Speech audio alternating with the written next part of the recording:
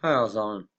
Jeg vil spille et par klipp her bare, av noen uttalelser og noen intervjuer fra han typen George Soros. Og så skal jeg fortelle dere litt om den, for dette her er en type som må holdes nøye øye med. Egentlig så burde han vært i fengsel. Eneste grunn til at han ikke er i fengsel, er fordi han har så mye penger, ikke sant? Så likhet for loven, ha. Dette er mann som er kjent for å knekke den engelske bank i, når er det var? 1992 eller sånn. Så dette, altså med andre ord, som jeg har sagt til dere før, dette er mannen som ødelegger og ruinerer nasjoner, manipulerer, skaper revolusjoner og overkaster regimer, regjeringer, destabiliserer og skaper opptøyer og sånne type ting. Og han leker med skjebnen til nasjoner. Det betyr at han påvirker de svake, han påvirker mennesker, og folk dør og påvirkes sterkt av hans handlinger. He can move world financial markets simply by voicing an opinion, stabilize a government by buying and selling its currency. He also pledged more aid last year to help people in Russia than the U.S. government did. But now George Soros is worried. He thinks the global economy is coming apart at the seams and that the world needs to be protected from people like George Soros. We may now think that everything is fine, but the fact is that the system is broke and it needs fixing. What you're doing is asking some form of regulation to protect the world against you. Well, I am a player, and I think all players should be regulated. There have to be rules of the game. Snakk om å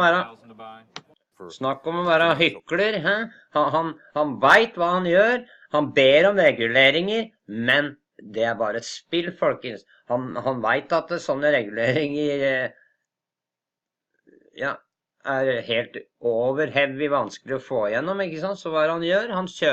Han starter det vi kaller for shell corporations, da, sånne frontorganisasjoner som han kjører, pumper inn mange milliarder, ja det var kanskje litt rødt, men altså mange millioner dollar inn i disse selskapene, mange titalls, mange hundretalls mange ganger. Og han har forskjellige armer. Den ene er den Open Society, som er en ren sånn organisasjon som ønsker å ta bort nasjonsstater, altså grenser. Han vil ha en verdenssamfunn. Det de kaller a New World Order. Altså, han vil ha en verdensregjering. Han har også en sånn veldedighetsarm, som ikke er mye veldedig. Det er bare infiltrasjonsmekanismer for å overta politiske partier, organisasjoner, og så korrumpere dem og få dem til å gjøre stikk motsatt av det de egentlig skal gjøre. Sånn som for eksempel, vi har jo sett eksempler her i landet på antirasistisk senter for eksempel, som består av de største rasistene som finnes, og som underslår firma og det ene og det andre. Så la oss høre hva han sier. Collapse of Thailand, Malaysia, Indonesia, Japan, and Russia. All of the above. All of the above. Det er gøy. Det er morsomt. No, I think there's a great misunderstanding. The Prime Minister of Malaysia said that the region spent 40 years trying to build up its economy, and along comes a moron like Soros with a lot of money, and it's all over. He called you a criminal. It's easier for him to blame an outside force than to admit Har du hørt sånt rasshøl? that they were mismanaging their economy. And det er greit det, vet du, at kanskje nasjoner sliter med økonomien og sånn, men han finner glede og profitt i å komme inn og gi dem dødsstøtet, ikke sant? Så når han øyner et marked, en nasjon, hva som helst, som er svagt, som han ser muligheten til å gå inn via spekulative metoder, ikke sant? Økonomiske spekulative metoder, Og så bare uttalelser fra han så mektig at hele markeder begynner å bevege seg, ikke sant? Så han manipulerer hele verden og hele nasjoner, da. Og ultimat så søker han å dominere hele verden. Denne mannen tvers igjennom ond, og det burde vært folk som gikk og fengslet han. Han må jo ha statsborgerskap et sted, og den staten han tilhører burde fengsle han. Han amerikansk statsborger nå, så vidt jeg har skjønt. Han jo egentlig en jøde som har bodd i Ungarn. Dette en mann som ikke fortjener å gå fri, og fortjener i hvert fall ikke å bedrive de aktivitetene han gjør. Their currency. The French finance minister talked about hanging speculators from lampposts. Ja, det hørtes bra ut.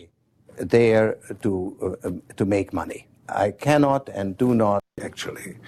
And it's also a humbling experience because I am actually trying to do the right thing, and sometimes what I do has an unintended negative consequence, as it did in Russia.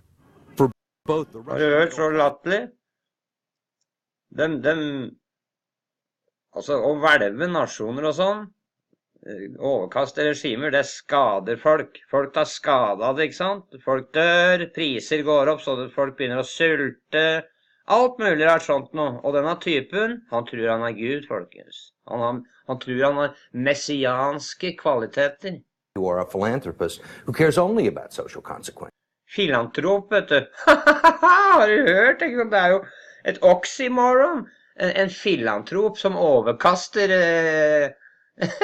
regjeringer og regimer og skaper opptøyer. En filantrop, det en som vil forbedre menneskeheten. Han jo forkvakla. Og bare det at han sier at han Messia, forteller jo det. How do you resolve the two? Recognizing that as a competitor, I've got to compete to win.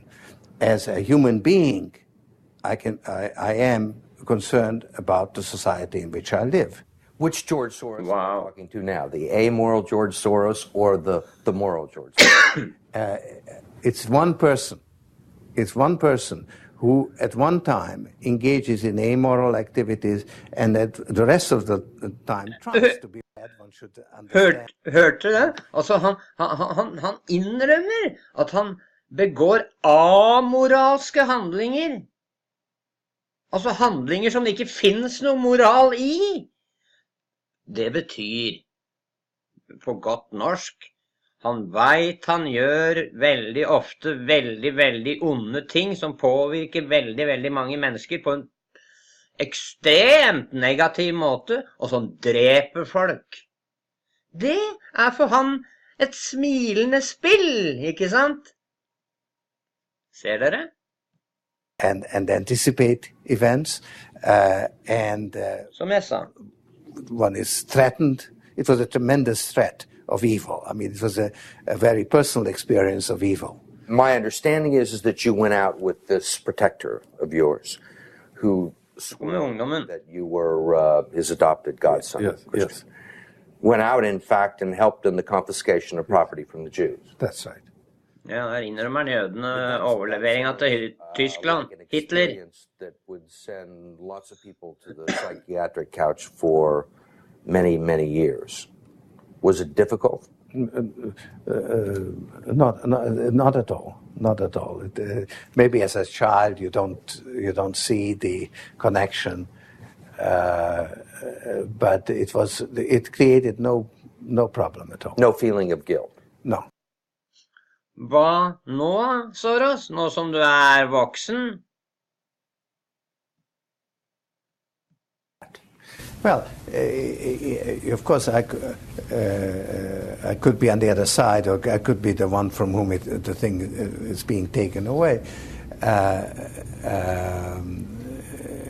But there was no sense that I shouldn't be there, because that was... well, actually, funny way, it's just like in markets. that if I weren't there, of course I wasn't doing it, but somebody else would be taking it away anyhow. In other words, whether I was there or not, I was only a spectator, the property was being taken away. So I had no role in taking away that property. So I had no sense of guilt.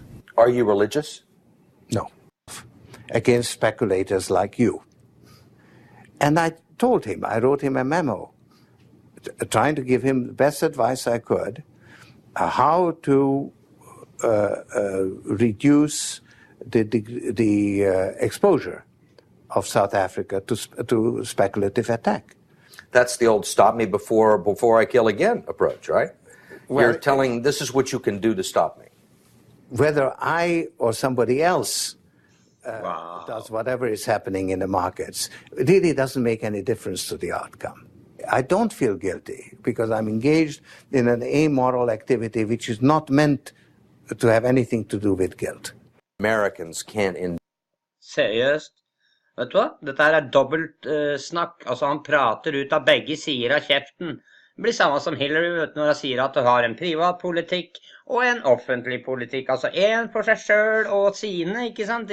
Sine investorer som investerer i og så har han en som han gir til alle vårs suppehur, vet du, alle vårs andre, ikke sant? Enten du er stor eller liten, gammel eller ung, rik eller fattig.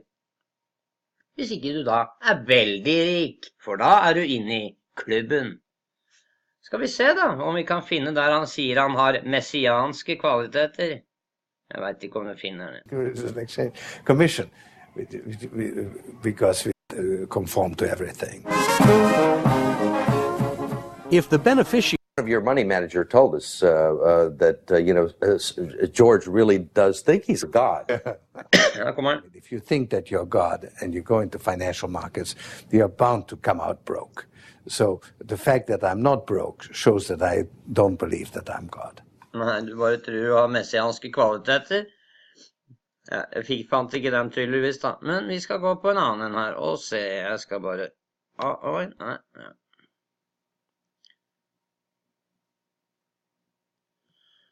Hva han sier her, skal vi si da. Nevertheless, it poses some serious threats. This is a man who wants the world to be one global society without borders or individual governments. One global society and one global gatekeeper. Ja, ble et lite opphold der. Softwareproblem eller et eller annet.